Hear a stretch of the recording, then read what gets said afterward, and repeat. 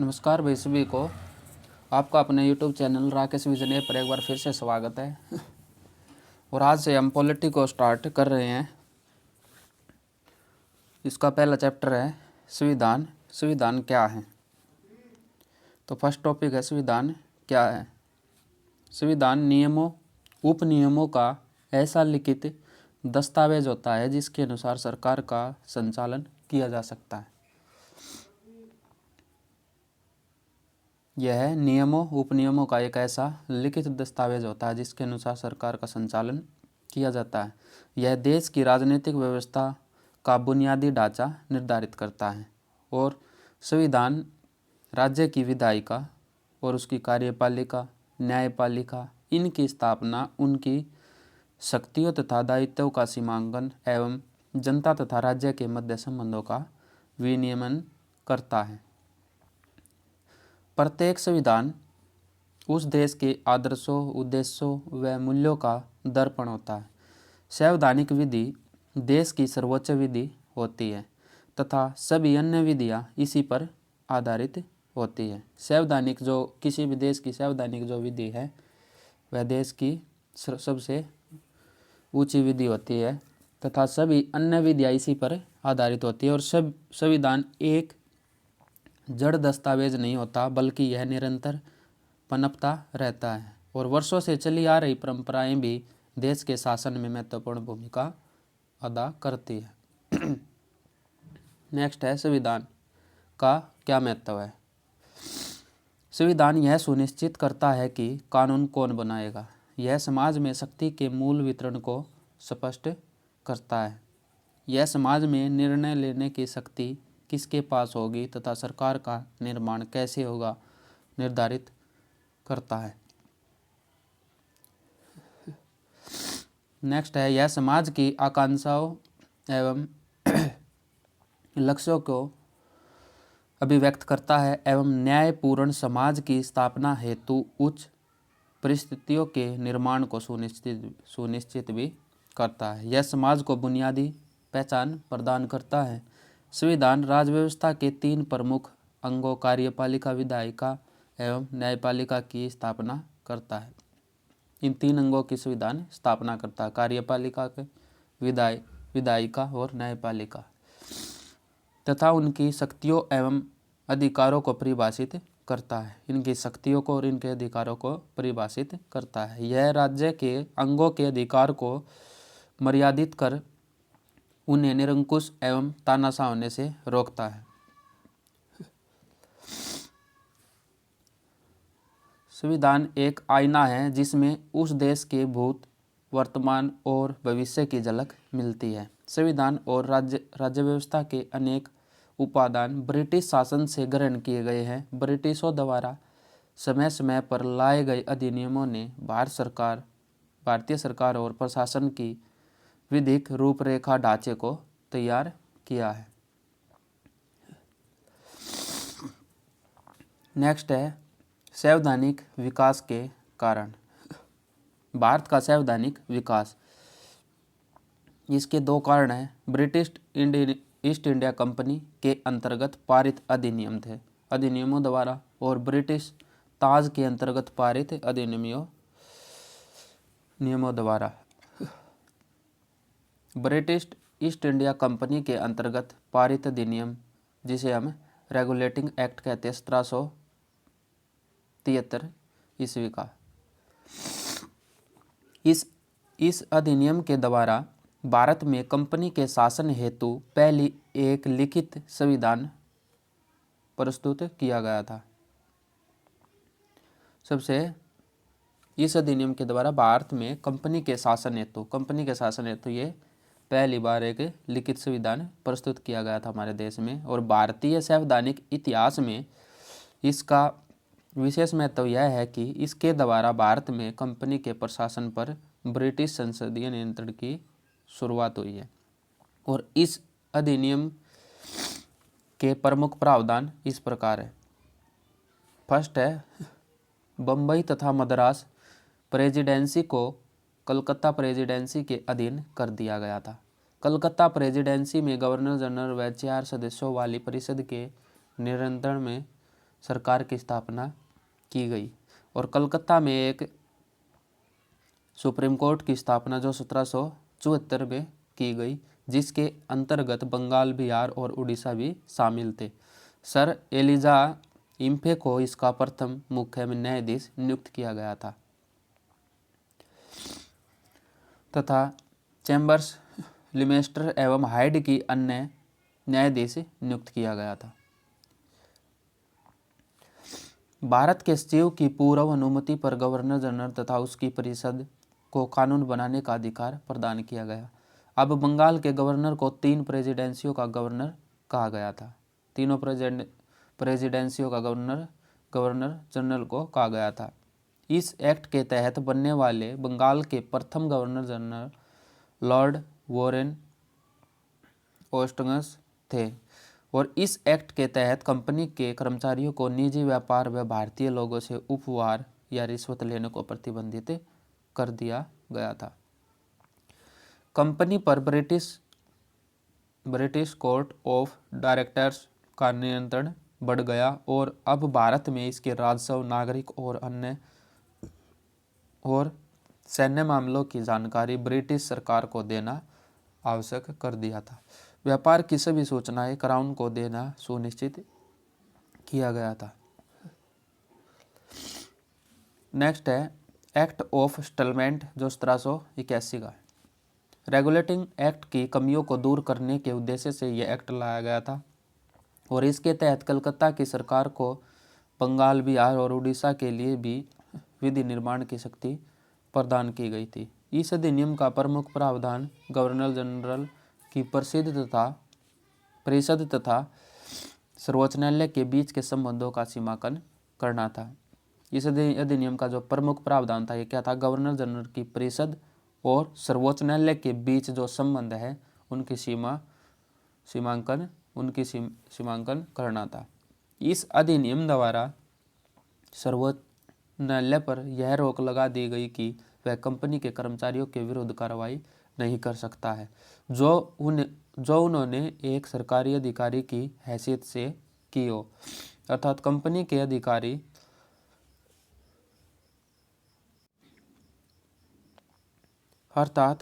अधिकारी शासकीय रूप से किए गए अपने कार्य के लिए सर्वोच्च न्यायालय के कार्य क्षेत्र से बाहर हो गए।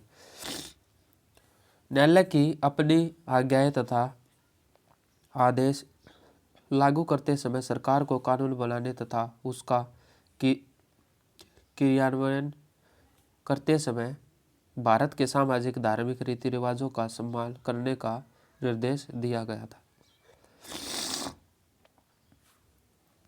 नेक्स्ट है पिट्स इंडिया एक्ट। इस एक्ट को ब्रिटिश संसद में तत्कालीन प्रधानमंत्री विलियम पिट द्वारा प्रस्तुत किया गया था और इस अधिनियम की मुख्य विशेषता यह थी कि निर्देशक मंडल को कंपनी के व्यापारिक मामलों के अधिवेशन की अनुमति तो दे दी गई, लेकिन राजनीतिक मामलों के प्रबंधन के लिए नियंत्रण बोर्ड नाम से एक नए निकाय का गठन किया गया था और इस प्रकार भारत में द्वैध शासन व्यवस्था की शुरुआत हो गई थी। नेक्स्ट है यह अधिनियम 2 प्रमुख कारणों से महत्वपूर्ण था। पहला, भारत में कंपनी के अधीन क्षेत्र को सर्वप्रथम ब्रिटिश आधिपत्य क्षेत्र कहा गया और दूसरा, ब्रिटिश सरकार को भारत में कंपनी तथा प्रशासन संबंधी कार्यों पर पूर्ण नियंत्रण प्रदान करना इसका 2 प्रमुख इसके कारण थे। सर्वप्रथम जनरल की परिषद की सदस्य संख्या 4 से घटकर 3 कर दी गई। साथ ही मद्रास तथा बम्बई की सरकारों को पूरी तरह से बंगाल सरकार के अधीन कर दिया था। मद्रास को और बम्बई को बंगाल सरकार के अधीन कर दिया था। नेक्स्ट है चार्टर अधिनियम 1813। इस एक्ट के द्वारा कंपनी के अधिकार पत्र को 20 वर्षों के लिए बढ़ा दिया गया। वह कंपनी के भारत के साथ व्यापार करने के एकाधिकार को समाप्त कर दिया गया, लेकिन कंपनी का चीन के साथ व्यापार और चाय के व्यापार पर यह एकाधिकार बरकरार रखा गया था। कुछ सीमाओं के तहत भारत के साथ व्यापार करने हेतु सभी ब्रिटिश वासियों के लिए मुक्त व्यापार की अनुमति दे दी गई। ईसाई मिशनरियों को भारत में धर्म प्रचार की अनुमति दी गई और भारत में शिक्षा के लिए प्रतिवर्ष 1,00,000 रुपये खर्च करने का प्रावधान भी दिया गया था। और इस अधिनियम के तहत पहली बार भारत में ब्रिटिश क्षेत्र की संवैधानिक स्थिति को स्पष्ट रूप से परिभाषित किया गया था। आगे है चार्टर अधिनियम 1833। इस अधिनियम के निर्माण का प्रमुख ध्येय ब्रिटिश सरकार द्वारा 1833 में सरकार के विधि निर्माण को तथा विधि निर्माण संबंधी कार्यों को स्पष्ट करना था। और इसके तहत प्रमुख परिवर्तन किए गए जो निम्नलिखित थे। कंपनी के व्यापारिक अधिकार पूर्णतः समाप्त कर दिए गए। अब कंपनी का कार्य ब्रिटिश सरकार की ओर से केवल भारत पर शासन करना रह गया था। बंगाल के गवर्नर जनरल को भारत का गवर्नर जनरल कहा जाने लगा तथा गवर्नर जनरल को सभी नागरिक और सैन्य शक्तियां प्रदान की गई थी। और भारत का प्रथम governor general Lord William Bentinck बना था। मद्रास और बम्बई के गवर्नर को विधायिका शक्ति से वंचित कर दिया गया था। और भारत के गवर्नर जनरल को पूरे ब्रिटिश भारत में विधि निर्माण का एकाधिकार प्रदान किया गया था। इसके अंतर्गत पहले बनाए गए कानूनों को नियामक कानून कहा गया और नए कानून के तहत बने कानूनों को ये एक्ट या अधिनियम कहा गया। अभी तक गवर्नर जनरल की कार्यकारिणी में 3 सदस्य होते थे, किंतु विधिक परामर्श हेतु गवर्नर जनरल की परिषद में विधि सदस्य के रूप में चौथे सदस्य को शामिल किया गया था। गवर्नर जनरल की परिषद को राजस्व के संबंध में पूर्ण अधिकार प्रदान करते हुए गवर्नर जनरल को संपूर्ण देश के लिए एक ही बजट तैयार करने का अधिकार दिया गया था। भारतीय कानूनों का वर्गीकरण किया गया व इस कार्य के लिए विधि आयोग का भी गठन किया गया था। लॉर्ड मैकाले की अध्यक्षता में प्रथम विधि आयोग का गठन किया गया था। लॉर्ड मैकाले की अध्यक्षता में प्रथम विधि आयोग का गठन किया गया और इस एक्ट के तहत सिविल सेवकों के चयन के लिए खुली प्रतियोगिता का आयोजन शुरू करने का प्रयास भी किया गया था। इस एक्ट के द्वारा स्पष्ट कर दिया गया कि कंपनी के प्रदेशों में रहने वाले किसी भी भारतीय को केवल धर्म, जाति, वंश, रंग या जन्म स्थान के आधार पर कंपनी के किसी पद से जिसके लिए वह योग्य हो वंचित नहीं किया जाएगा। हालांकि कोर्ट ऑफ डायरेक्टर्स के विरोध के कारण यह प्रावधान लागू नहीं हो सका था। भारत में दास प्रथा को गैर कानूनी घोषित किया गया तथा गवर्नर जनरल को निर्देश दिया गया कि भारत में दास प्रथा को समाप्त करने के लिए आवश्यक कदम उठाए गए। भारत में ब्रिटिश राज के दौरान संविधान निर्माण के प्रथम संकेत इस एक्ट में मिलते हैं। नेक्स्ट है चार्टर अधिनियम 1853। इसका निर्माण तत्कालीन विधायिका को सशक्त बनाने के लिए तथा उसके विस्तार में सहयोग देने के लिए किया गया था। इसके प्रमुख लक्षण क्या थे? इसने पहली बार गवर्नर जनरल की परिषद, जिसमें जो 6 सदस्य थी, उसके विधायी एवं प्रशासनिक कार्यों को अलग कर दिया था। नेक्स्ट है इसके तहत गवर्नर जनरल की परिषद में 6 नए सदस्यों की वृद्धि की गई, जिससे विधान परिषद में कुल सदस्य संख्या बढ़कर 12 हो गई थी। और इन 6 सदस्यों में बंगाल के मुख्य न्यायाधीश, कलकत्ता उच्चतम न्यायालय का एक न्यायाधीश और बंगाल, मद्रास, बम्बई व आगरा प्रांत के एक प्रतिनिधि शामिल थे। कार्यकारिणी परिषद के कानून सदस्य को परिषद के पूर्ण सदस्य का दर्जा प्रदान किया गया। संपूर्ण भारत के लिए एक पृथक विधान परिषद की स्थापना की गई। इसी परिषद ने आगे चलकर लघु संसद का रूप ग्रहण कर लिया था।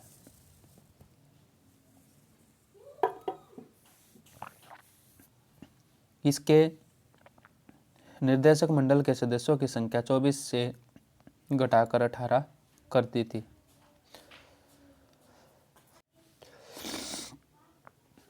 नेक्स्ट है, इसके द्वारा भारतीय विधान परिषद में सर्वप्रथम क्षेत्रीय प्रतिनिधित्व के सिद्धांत को प्रतिपादित किया गया।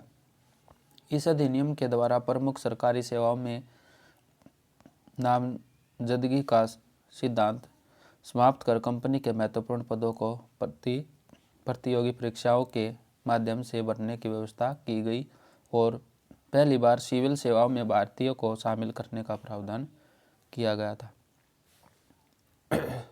ब्रिटिश ताज के अंतर्गत पारित जो अधिनियम था 1858 में भारत शासन अधिनियम आया था। 1857 की क्रांति के फलस्वरूप ब्रिटिश क्राउन ने भारत का शासन कंपनियों के हाथों से ले लिया। इस अधिनियम के तहत भारत की संवैधानिक व्यवस्था में महत्वपूर्ण परिवर्तन किए गए जो निम्नलिखित है। कोर्ट ऑफ डायरेक्टर्स तथा बोर्ड ऑफ कंट्रोल को समाप्त कर उनके अधिकार ब्रिटिश मंत्रिमंडल के एक सदस्य को सौंपे गए।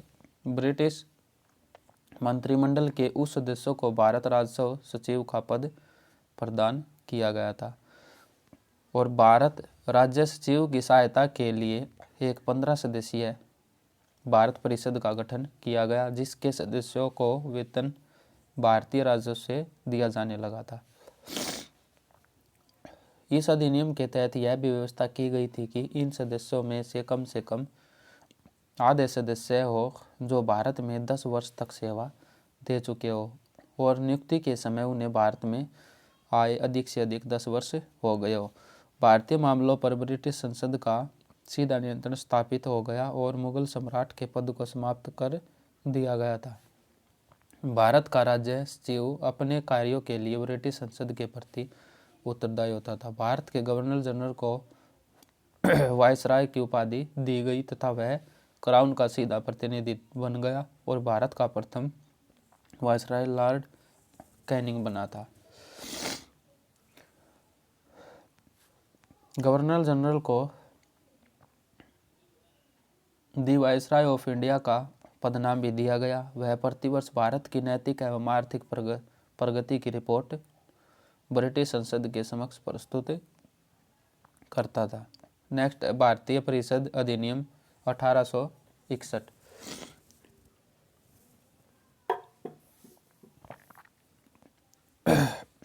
भारतीय परिषद अधिनियम 1861 भारत के संवैधानिक इतिहास में एक महत्वपूर्ण घटना है, क्योंकि इसके द्वारा भारत सरकार की मंत्रिमंडलीय व्यवस्था की नींव रखी गई थी और इस अधिनियम के प्रमुख प्रावधान निम्नलिखित थे।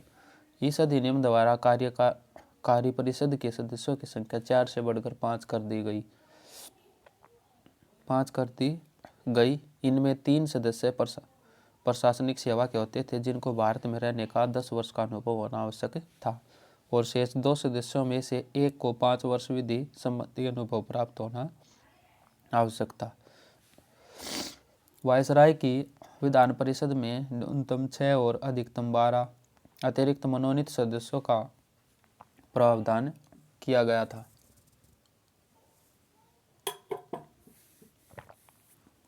इसमें कम से कम आधे सदस्यों का गैर सरकारी होना आवश्यक था, किंतु इनकी शक्तियां विधि निर्माण तक ही सीमित होती थी। 1862 में लॉर्ड कैनिंग ने 3 भारतीयों बनारस के राजा, पटियाला के महाराजा और सर दिनकर राव को विधान परिषद में मनोनीत किया। वायसराय को विधानसभा में भारत के नाम निर्दिष्ट करने की शक्ति प्रदान की। यह राज्य सचिव के नियंत्रण तथा निरीक्षण में कार्य करती थी। वायसराय की विशेषाधिकार व आपात स्थिति में अध्यादेश जारी करने का अधिकार दिया गया था। वायसराय को क्या विशेष अधिकार व आपात स्थिति में अध्यादेश जारी करने का अधिकार वायसराय को दिया गया था। वायसराय को आवश्यक नियम एवं आदेश जारी करने की शक्ति प्रदान की गई थी, जिसके तहत लॉर्ड कैनिंग ने भारतीय शासन में पहली बार स्विभागीय प्रणाली की शुरुआत भी की थी। लॉर्ड कैनिंग ने विभागीय प्रणाली की शुरुआत भी की थी।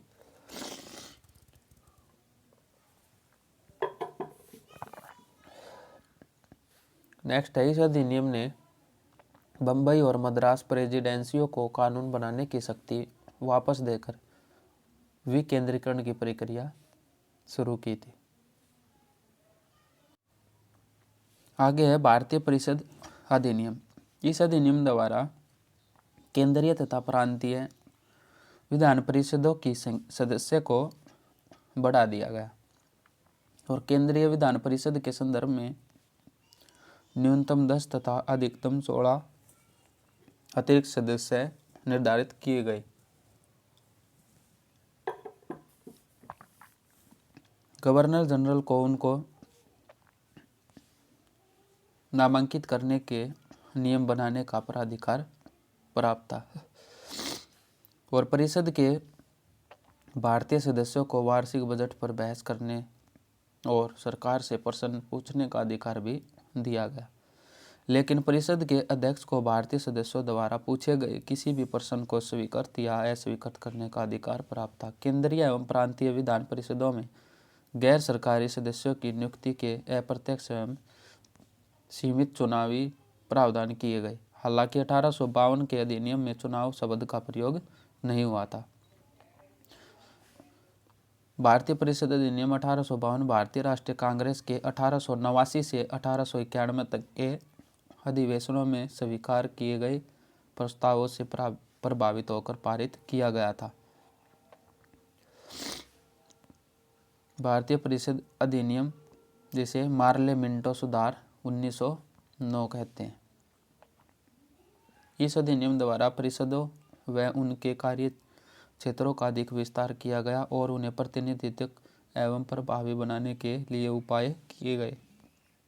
इस अधिनियम की प्रमुख विशेषताएं निम्नलिखित थी। केंद्रीय विधान परिषद में सरकारी सदस्यों के बहुमत की व्यवस्था की गई, तो प्रांतीय विधान परिषद में गैर सरकारी सदस्यों के बहुमत की व्यवस्था की गई थी।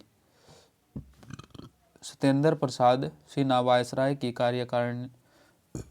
कार्यकारिणी परिषद में नियुक्त होने वाले प्रथम भारतीय थे और विधान परिषद के सदस्यों को बजट अंतिम रूप से स्वीकार करने से पूर्व बजट पर वाद विवाद करने तथा प्रस्ताव पारित करने का अधिकार दिया गया था। सदस्यों को पूरक प्रश्न पूछने का भी अधिकार था। सदस्यों को सार्वजनिक हित से संबंधित विषयों की विवेचना करने, प्रस्ताव पारित करने का अधिकार प्रदान किया गया था।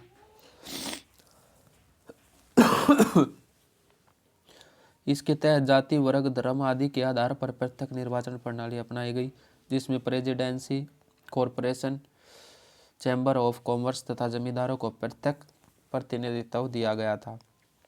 पहली बार केंद्रीय विधान परिषद हेतु मुस्लिम वर्ग के लिए भी पृथक निर्वाचन की व्यवस्था की गई थी। लॉर्ड मिंटो भारत के वायसराय तथा जॉन मार्ले इंग्लैंड में भारत के राज्य सचिव थे। लॉर्ड मिंटो को सांप्रदायिक निर्वाचन के जनक के रूप में जाना जाता है। भारतीय शासन अधिनियम 1919, इसे मॉन्टेग्यू चेम्सफोर्ड सुधार के नाम से भी जाना जाता है। उल्लेखनीय है कि मॉन्टेग्यू भारत के राज्य सचिव व चेम्सफोर्ड भारत के वायसराय भी थे। प्रमुख प्रावधान क्या थे? केंद्र में द्विसदनात्मक विधायिका की स्थापना की गई। प्रथम राज्य परिषद तथा दूसरी क्या थी? केंद्रीय विधानसभा थी। और देश में प्रत्यक्ष निर्वाचन व्यवस्था तथा प्रांतों में द्वैध शासन प्रणाली प्रारंभ की गई थी। प्रांतीय विषयों को पुनः 2 भागों में बांटा गया, हस्तांतरित और आरक्षित में। नेक्स्ट है हस्तांतरित विषय क्या होता है? इसमें शिक्षा, पुस्तकालय, स्थानीय स्वायत्त शासन, चिकित्सा सहायता, सार्वजनिक निर्माण विभाग, उद्योग, सार्वजनिक मनोरंजन पर नियंत्रण आदि शामिल थे। इन विषयों का संचालन गवर्नर तथा विधान परिषद के प्रति उत्तरदायी मंत्रियों की सहायता से होता था।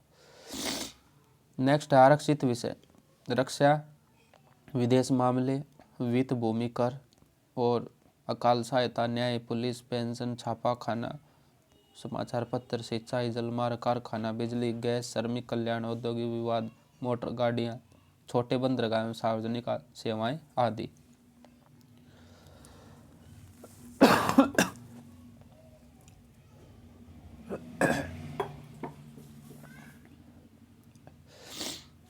नेक्स्ट है आरक्षित विषयों का संचालन गवर्नर और उसकी कार्यकारी परिषद के माध्यम से किया जाता था।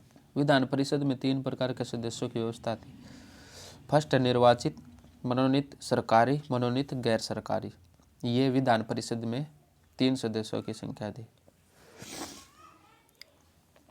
निर्वाचित सदस्यों की संख्या लगभग 71%, मनोनीत सरकारी की संख्या लगभग 18% तथा मनोनीत गैर सरकारी सदस्यों की संख्या 11% रखी गई। सीमित मताधिकार तथा सांप्रदायिक निर्वाचक मंडल की व्यवस्था की गई। इसके तहत लोक सेवा आयोग का गठन किया गया। निर्वाचक क्षेत्रों को 2 भागों में विभाजित किया गया, सामान्य तथा विशिष्ट में।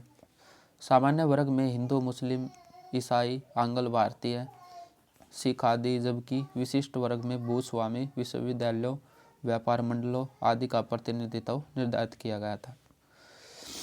इसने सांप्रदायिक आधार पर सिखों, ईसाइयों, आंग्ल भारतीयों तथा यूरोपियों के लिए भी प्रत्यक्ष निर्वाचन के लिए सिद्धांत को विस्तारित किया था। इसमें पहली बार केंद्रीय बजट को राज्य बजट से अलग कर दिया गया। इसके अंतर्गत एक वैधानिक आयोग का भी गठन किया गया, जिसे 10 वर्ष बाद जांच के पश्चात अपनी रिपोर्ट प्रस्तुत करनी थी। केंद्रीय विधानमंडल को केंद्रीय सूची में उल्लेखित विषयों के संबंध में विधि निर्माण का अधिकार प्राप्त था, परंतु अंतिम निर्णय का अधिकार गवर्नर जनरल को प्राप्त था। प्रांतीय विधानमंडल को प्रांतीय विषयों के संबंध में विधि निर्माण का अधिकार प्राप्त था, परंतु ये अधिकार गवर्नरों के अधिकारों के कारण अत्यधिक सीमित थे। नोट है, इस अधिनियम द्वारा पहली बार भारत में महिलाओं को मत देने का अधिकार दिया गया था और यह अधिनियम भारतीयों की आकांक्षाओं की पूर्ति में सफल रहा था। यह वास्तव में भारत के आर्थिक शोषण करने और उसे लंबे समय तक गुलाम बनाए रखने के उद्देश्य से लाया गया था। नेक्स्ट है साइमन कमीशन 1927-28। 1919 के भारत शासन अधिनियम में कहा गया था कि अधिनियम पारित होने के 10 वर्ष बाद एक संवैधानिक आयोग की नियुक्ति की जाएगी, जो यह जांच करेगा कि भारत उत्तरदायी शासन की दिशा में कहाँ तक प्रगति करने की स्थिति में है। आयोग की नियुक्ति तो 10 वर्ष के बाद की जानी चाहिए थी, लेकिन ब्रिटेन की तत्कालीन कंजर्वेटिव सरकार ने 2 वर्ष पूर्व साइमन कमीशन की नियुक्ति 8 नवंबर 1927 में कर दी थी, क्योंकि उसे आकांक्षा थी कि 2 वर्ष बाद लेबर पार्टी की सरकार भारत समर्थक सदस्यों वाले वैधानिक आयोग की नियुक्ति कर सकती है। साइमन आयोग की नियुक्ति राज्य सचिव बर्केनहेड ने की थी और सर जॉन साइमन की अध्यक्षता में गठित साइमन आयोग में 7 सदस्य थे। 7 सदस्यों का अंग्रेज होना ही विरोध का कारण बना, इसलिए इसे श्वेत कमीशन कहकर इसका बहिष्कार किया गया था। जहाँ जहाँ आयोग गया वहाँ साइमन गो बैक का नारा दिया गया और देशव्यापी हड़ताल का आयोजन किया गया था।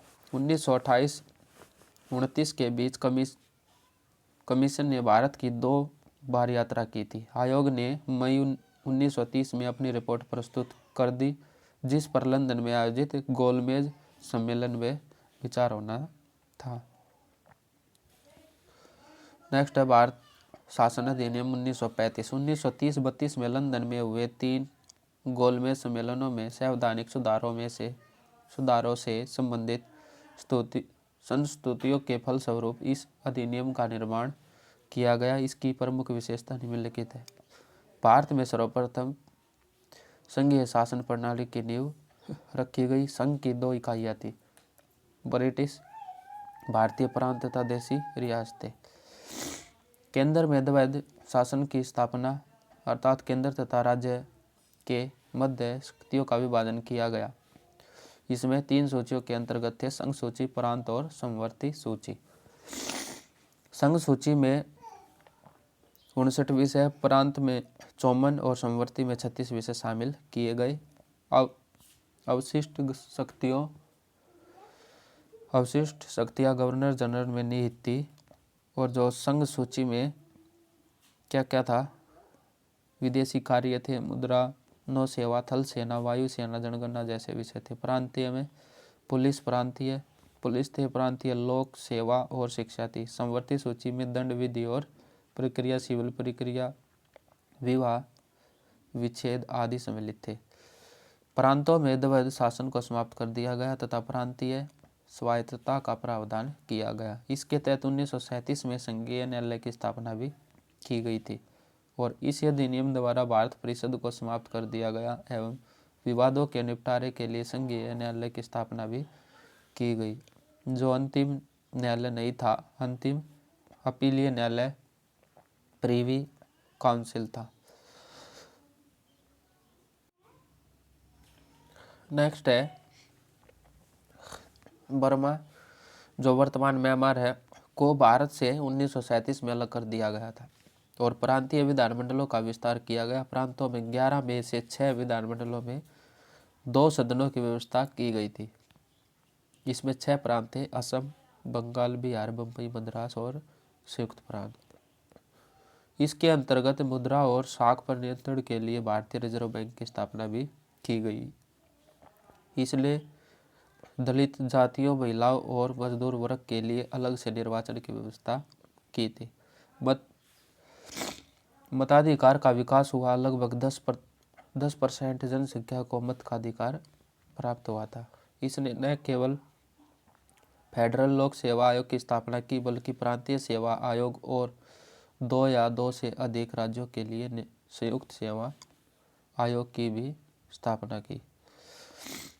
1935 का भारत शासन अधिनियम जुलाई 1936 में लागू हुआ और इसके प्रावधान के आधार पर 1937 में चुनाव हुए, जिसमें कांग्रेस को 5 स्थानों पर पूर्ण बहुमत, असम तथा पश्चिमोत्तर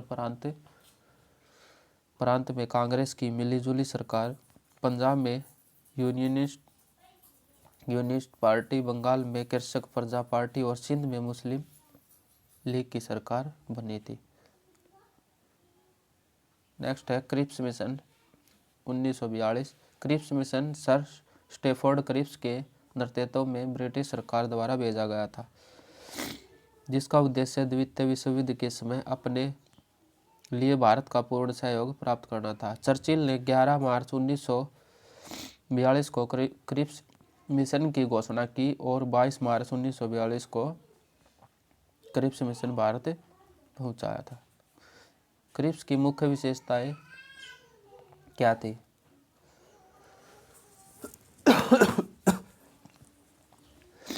क्रिप्स ने घोषणा की कि भारत में ब्रिटिश नीति का उद्देश्य है जितनी जल्द संभव हो सके भारत में स्वशासन की स्थापना, अर्थात युद्ध के बाद भारत को डोमिनियन स्टेट दिया जाएगा और युद्ध के बाद एक ऐसे भारतीय संघ के निर्माण का प्रयत्न किया जाएगा जिसे पूर्ण उपनिवेश का दर्जा प्राप्त होगा और उसे राष्ट्रकुल से अलग होने का अधिकार भी होगा।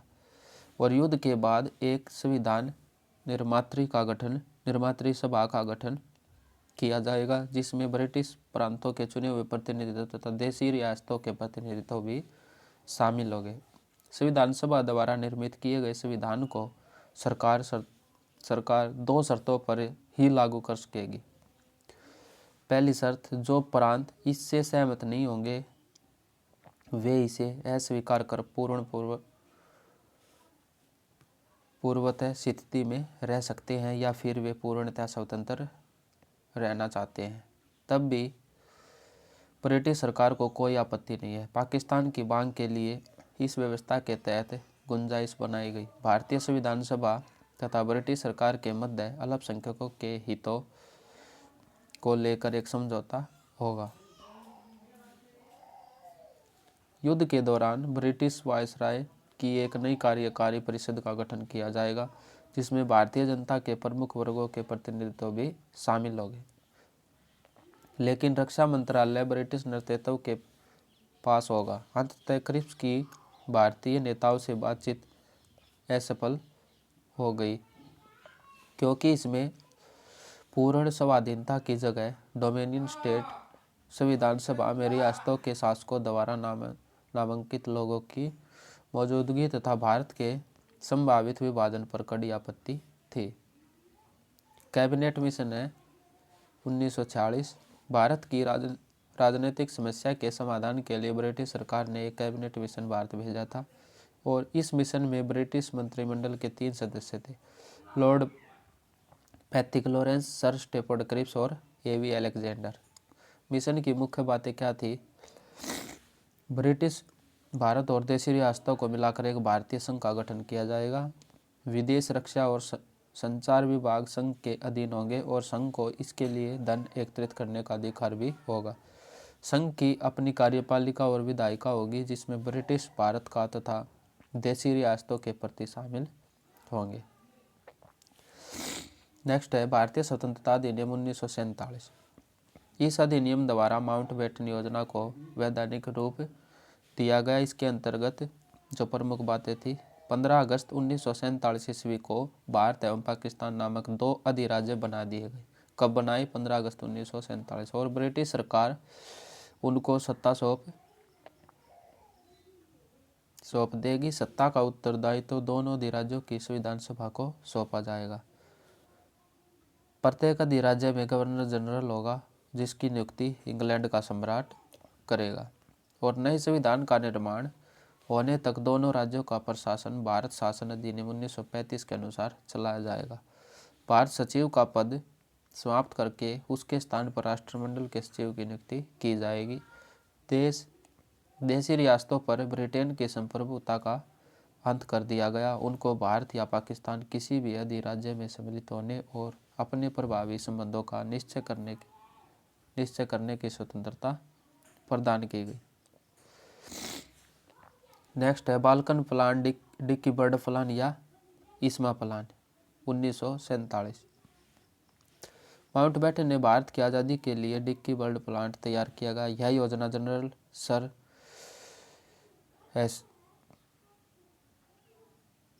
माउंटबेटन ने भारत की आज़ादी के लिए डिक्की बर्ड प्लान योजना को तैयार किया था। डिक्की बर्ड प्लान योजना को तैयार किया था। यह योजना जनरल सर हेस्टिंग्स, इस्मा और सर जॉर्ज एबल एवं लॉर्ड माउंटबेटन की एक समिति द्वारा तैयार की गई। यह योजना दिल्ली में प्रांतीय गवर्नर की असेंबली के सम्मुख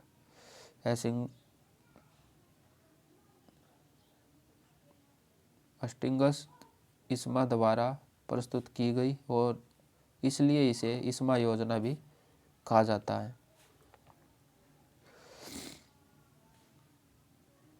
इस योजना में यह प्रावधान था कि सत्ता का हस्तांतरण पृथक प्रांतों को किया जाएगा या सत्ता हस्तांतरण से पहले यदि परिसंघ का गठन हो जाए तो उसके साथ ही इसमें यह प्रावधान भी था कि बंगाल एवं पंजाब को यह विकल्प दिया जाएगा कि वे अपने बंटवारे के लिए जनमत संग्रह का सहारा ले सकते हैं।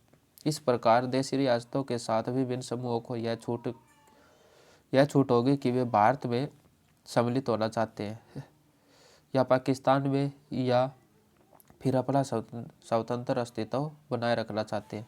इस योजना का विवरण माउंटबेटन योजना जवाहरलाल नेहरू के सामने रखा गया, जिसे उन्होंने तुरंत अस्वीकार कर दिया और बताया कि यह योजना भारत के बाल्कनीकरण को आमंत्रित करेगी और संघर्ष एवं अहिंसा को भड़काएगी। अतः इस योजना को बाल्कन प्लान भी कहा गया। नेक्स्ट है अन्य महत्वपूर्ण तथ्य। रेगुलेटिंग एक्ट 1773 के द्वारा सन 1774 में कलकत्ता में सुप्रीम कोर्ट की स्थापना की गई। इसके प्रथम मुख्य न्यायाधीश सर एलिजाह इम्पे थे। भारतीय परिषद अधिनियम 1909 द्वारा मुस्लिम समुदाय के लिए पृथक निर्वाचक मंडल अथवा निर्वाचन क्षेत्र का गठन किया गया था। भारत शासन अधिनियम 1919 मॉन्टेग्यू चेम्सफोर्ड रिपोर्ट पर आधारित था। भारत शासन अधिनियम 1919 प्रांतों में द्वैध शासन प्रणाली की स्थापना की गई। भारत शासन अधिनियम 1919 द्वारा और लोक सेवा आयोग का भी गठन किया गया। और सांप्रदायिक लॉर्ड मिंटो को सांप्रदायिक निर्वाचन के जनक के रूप में जाना गया। प्रांतों में द्वैध शासन के जनक लियोनेल कर्टिस्ट माने जाते हैं। लियोनेल कर्टिस्ट माने जाते हैं। और 1926 में सिविल सेवकों की भर्ती के लिए केंद्रीय लोक सेवा आयोग का गठन किया गया। 1927 की साइमन कमीशन की रिपोर्ट और 1928 की नेहरू समिति की रिपोर्ट ने भारत शासन अधिनियम 1935 की पृष्ठभूमि तैयार की थी।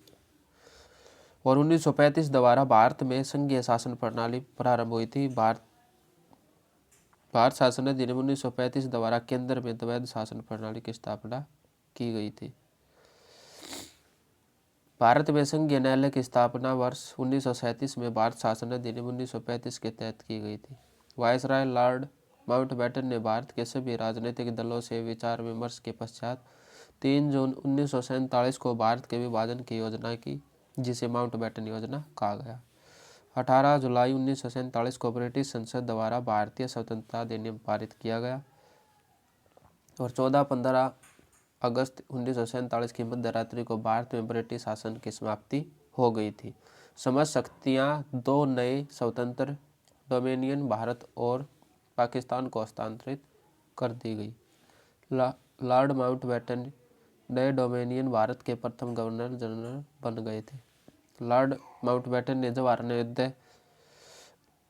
जवाहर नेहरू को भारत के पहले प्रधानमंत्री के रूप में शपथ दिलाई थी। और 1946 में बनी संविधान सभा को स्वतंत्र भारतीय डोमिनियन की संसद के रूप में स्वीकार कर लिया गया। और स्वतंत्र भारत के प्रथम व अंतिम भारतीय गवर्नर जनरल सी राजगोपालाचार्य थे। स्वतंत्र भारत के प्रथम भी और आखिरी भी भारतीय गवर्नर जनरल कौन थे? सी राजगोपालाचार्य, जो 21 जून 1948 से 26 जनवरी 1950 तक थे। तो आज के लिए इतना ही, मिलते हैं अगली वीडियो में। तब तक के लिए धन्यवाद। जय हिंद।